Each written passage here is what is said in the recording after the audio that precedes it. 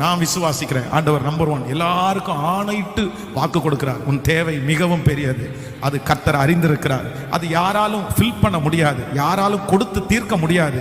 யாரும் அதை அவர்களுக்கே இல்லையே, எப்படி கொடுத்து தீர்ப்பாங்க? ஆனா ஆண்டவர் சொல்றாரு, எதிர்பாராத ஒரு இடத்துல இருந்து, நீங்க நினைக்காத ஒரு இடத்துல இருந்து, நீங்க கற்பனை பண்ணாத ஒரு இடத்துல இருந்து, அந்த காரியம் உங்களுக்கு வந்ததற்கு பிறகுதான் நீங்க சொல்லுவீங்க, இப்படி ஒரு வழி இருக்கிறது எனக்கு தெரியவே இல்லையே, இப்படி ஒரு பாதை இருக்கிறது எனக்கு தெரியவே இல்லையே. என் கர்த்தர் உங்களை நடத்துகிற விதம் அப்படித்தான் இருக்கும்.